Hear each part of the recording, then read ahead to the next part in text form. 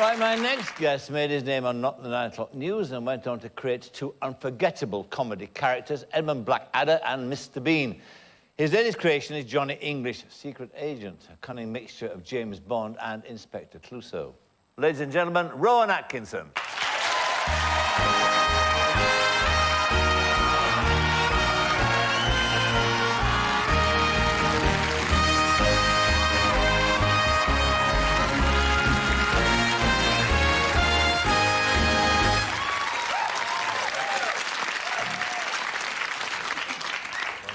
Some secret agent. Some secret agent. Yeah, he's not very good, but he thinks he's very good, which is important. He does, that's right. So where did he come from? He was originated by myself and a few others for a series of commercials for a credit card company. Oh, you remember them well. About 10 years ago. I love the burning carpet. Yes, the burning carpet and the man hanging upside down and all that stuff. And those commercials, which were very successful in their own right in terms of what they were trying to achieve, but they seemed to create this character and this sort of a double act, really, between him and his sidekick, Boff. And he and Boff were always getting into considerable scrapes. And the quality of those commercials, they felt like sort of a mini movies, you know, in their own right. And so naturally, you know, towards the end of that campaign, we thought, I wonder if this character, this basic comic conceit could translate into a real movie. But we didn't do anything about it for about 5 years, and then about 3 years ago we set off. Was part of the 3 years, was that because you are, like Rory said, obsessive about the detail? Well, yeah, I'm a bit of a perfectionist, yeah. which is not always an endearing or positive quality, actually. I mean, you sometimes think it is, you think, oh, how marvellous, you know, he's such a perfectionist. But actually it can be quite a wearing thing, quite a negative thing, quite a disease, I think, rather than a quality, you know, unless you control it. You know, unless you acknowledge that at some point you've got to say, that's fine.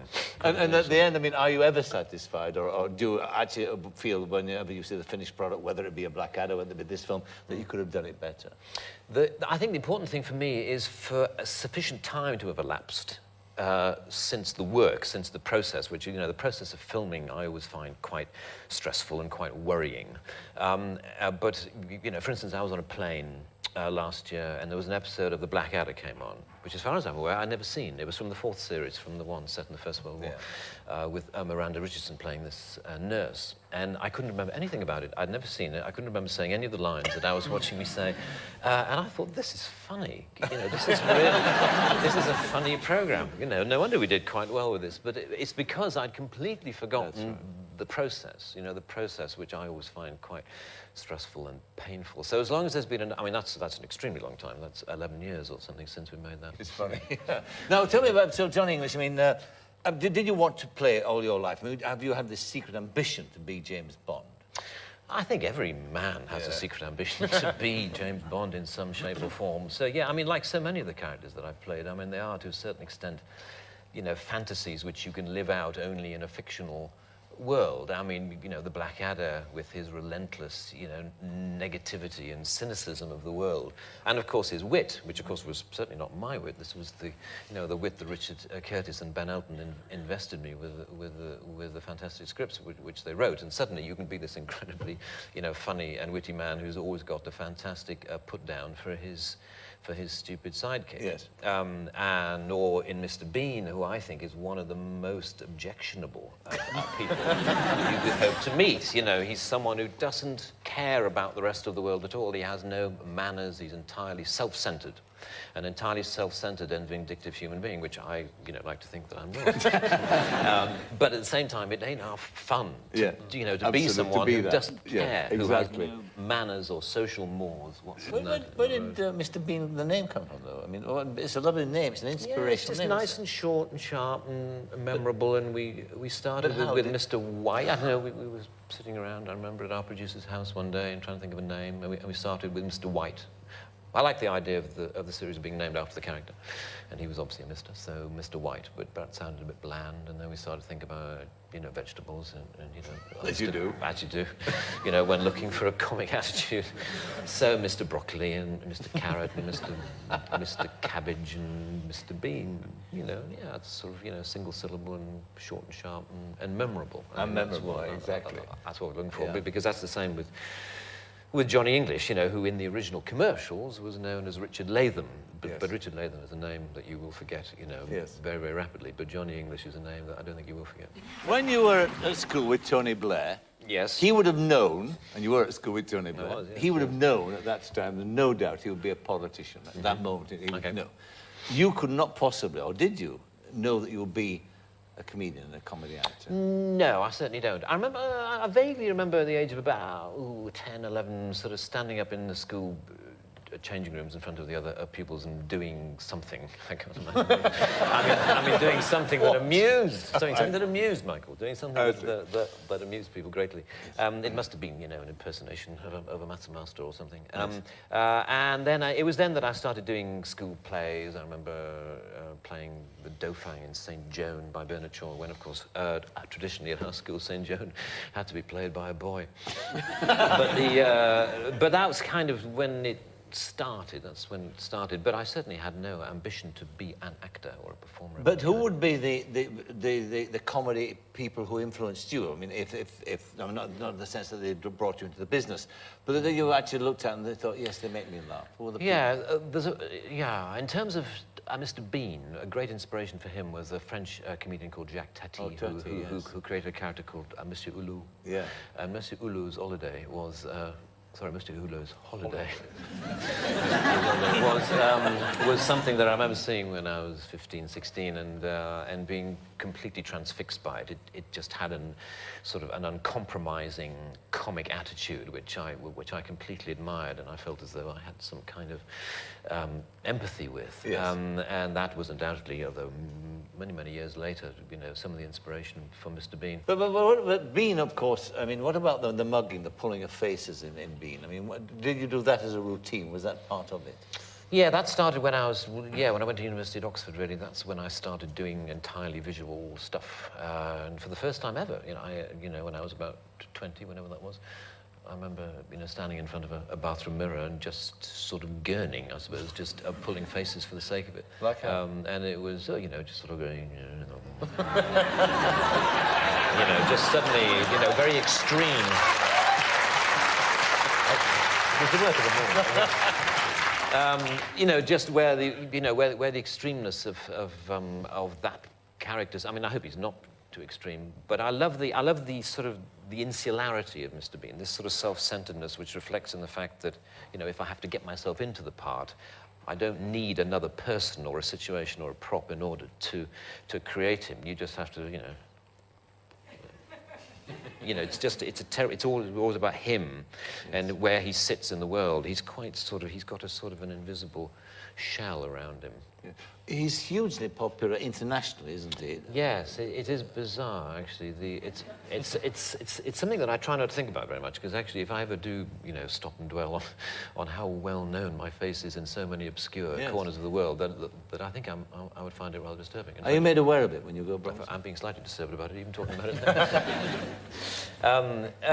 Yes, I'm aware. No, you hear extraordinary things about, like a friend of mine making a documentary for Comic Relief and going into Africa, into some of the most deprived areas of Africa, and going to this, little African village where there's no water, no electricity, no services, and nothing, no food, in all likelihood, and just a few huts. And in the largest hut, the entire village was gathered, and there was a grainy, tiny black and white screen showing a Mr. Bean video.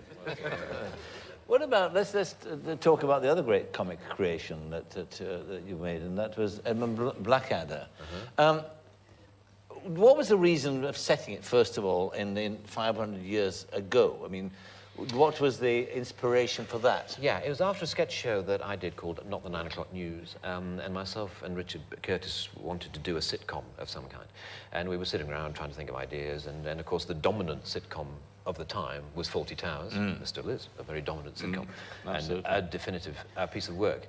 And I think we were fairly convinced that whatever we did, no matter how hysterically funny it was, would be unfavourably compared, we thought, to Fawlty Towers. And so we were desperate. And so I think some of the reason why we ended up, 500 years ago, was because we were thinking, well, surely if we set it in medieval times, no one's going to say it's a pale imitation of Fawlty Towers. At least that was the hope. I'm sure somebody still did say it. So that's why the first series ended up at that time. And of course, one always remembers, of course, that classic last episode too, which seemed to define for me that that narrow gap there is between tragedy and comedy. Yeah. It Yeah, was a very well- bold thing and very moving, and at the same time, it did have a sort of comedic side to it. Well, I mean, there is, I mean, you know, it's like the current, you know, situation with war elsewhere. There's no doubt sometimes that the darker, the more serious the backdrop into which you set your comedy, you know, sometimes the brighter your little sparks of comedy are set out in Yes. sharp relief against it. Yes. And that series was full of that sort of stuff. Yes, it was And, indeed. I mean, Richard and Ben's work was fantastic. And that last episode, which really did get quite sad towards the end, was, I think, almost deliberately conceived to defend the series against criticism that we were making light of a very tragic situation, which was the situation in the trenches in northern France in the First World War. In fact, it turns out that that criticism never materialized, that people just accepted it for what it was. Yes, and and enjoyed it for what It's it a was. classic nowadays. But it was, but I remember filming when we, you know, the weeks a rehearsal leading up to the one-day recording of that last episode, when we went over the top at the end. And for the first time, and probably the last time actually in my acting career, that because throughout rehearsal, you know, as an actor playing the part of the Blackadder and knowing that even though the rest of the episode, of course, was its standard sort of funny sitcom self, there was this deep sort of twist in the, you know, in my stomach throughout that week of sort of thinking along with your character that you were doomed, you know, that you were going to die at the end of the week. It was the most peculiar. I'm sure, you know, serious actors playing serious characters in difficult situations feel this all the time, that you know, there's a psychological effect. And obviously, if you're trying to feel the character and feel his dilemma, then you're going to feel some of the fictional feelings for real. And I was amazed, you know, throughout, there's an awful knot in my Was it stomach for difficult that to entire do week. itself, the actual moment of doing it? Was it difficult? No, it was, no, you felt swept along by it. Yet Yes. again, I think because it was so well written, and that weird, you know, transition when you go forward and I blow the whistle that we, you know, we go over the top, that you, and there's some wonderful lines about, you know, because I'd been trying to pretend that I'd gone mad in order to get sent back from the front, and had conspicuously failed, you know, and the Blackadder says some, I can't remember it very well, but says some line about, you know, who would notice another madman around here, you know, and a line like that, it just, you know, grasps the moment. And it's so fantastic to be part of. But by God, I felt it. Yeah, I really did feel it. Two final questions. One is that you returned to doing sketches from whence you came. Yes. In a sense, we're doing comic relief. Yes. We did this Michael Jackson sketch. Yes. Yes. Did it whet your appetite? Might we see more of Rowan Atkinson back on television doing that kind of show?